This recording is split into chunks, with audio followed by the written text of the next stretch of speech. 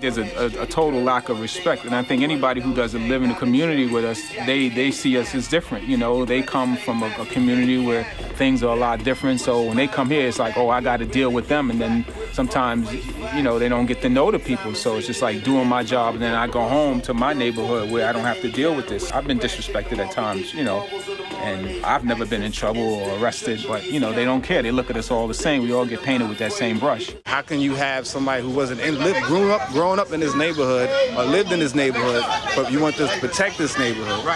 It doesn't work out that way. It's going to cause a lot of problems because the cop's going to come up and he don't know how to approach you.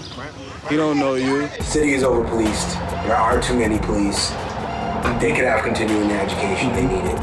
You know, this is where the problem is really in education. Like, they don't know who they're dealing with. They don't know how to deal with them, and they haven't really been taught that well. So that's why you have police wilding out. A lot of profiling going on. They see tattoos, pants, all types of sneakers they want to profile. Hoodie, jeans, and sneakers, or a fitted baseball cap. The so-called criminal. He must have a gun on him. He check him and see if he has drugs. This is becoming a real police state. If you're not a part of the police department anywhere, then you are the enemy. And especially in poor neighborhoods where people have to do whatever they have to do. Where I noticed, like, you know, a lot of negativity is the police, and more specifically, like, the detectives. New York's finest.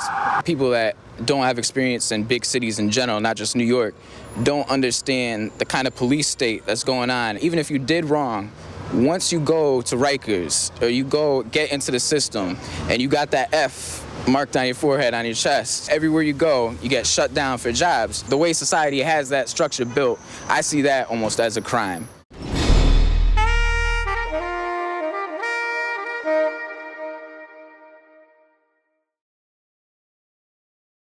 Yeah, the police are tough, but you know the end you dead.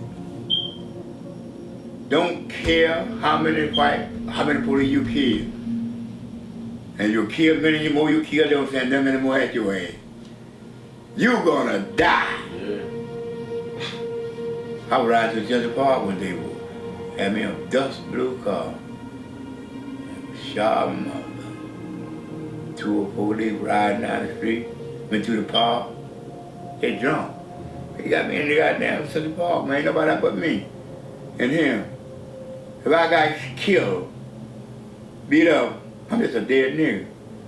And I said, how you doing, officer? Nigga, all right. I look at him. Now I could have said, your mother, I'll be a dead nigga. And then they'll call me an old half gangster nigga. They're gonna put something over here. I'm just be a dead nigga. You know, I'm just a dead nigga. And I want to go for that shit. You gonna kill me on no bullshit, you know what I'm saying? Now, I ain't even had a gun. I might have shot him, got one, but I ain't got nothing. And you find some, they'll bait you in the system. Then they kill you. Because they teach you that you don't say nothing smart to me. Nothing. It's a lot of harassment and police brutality out here, man, that's not even seen or talked about. I done got beat up by the police, you know what I'm saying? Like, that's what happens, you know? And it's like they could get away with it. Yeah, I got my tooth chipped. They chipped my tooth. You know what I mean? Pepper sprayed me, maced me up, and I ain't have nothing on me. Man, you like Jack Morris, yo. Call the street. I can't see, please. Like everyone gonna listen to me anyway. I can't see, please. Most of the violence I've witnessed and experienced personally in Harlem has been via the police.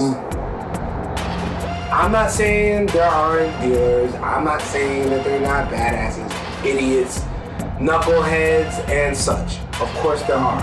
But I am saying that, like, I don't walk around any part of my community in fear, and really at any point in time. If we had the number of police officers in my neighborhood in Brooklyn Heights, which is a nice, peaceful neighborhood, largely middle and upper middle class, if we had the amount of police officers that they do in the South Bronx or Harlem, please, we'd see a lot more, I think we'd see a lot more people from my neighborhood getting arrested. If a cop see you with a female, you much better. But if a cop see you with 2 males, they're locking you up. How our kids gonna grow up and look at it, seeing their father getting locked up in front of them, or seeing their uncles getting locked up in front of them for no reason? But I guess the judge and them don't see it like that. Everything is a dollar. Everything is a dollar out here. Do you think black men in society are respected in general? By whom? By each other or by the society at large? By society at large. No. Why not? Because it's dangerous for them to do that. If you give African American male, with his resiliency, his natural inbred resiliency, if you give him any opportunities or signs for confidence building, you know, you are creating a monster. Go ahead, bro. Right, and that monster, they know, you know, it's already known that it's too strong.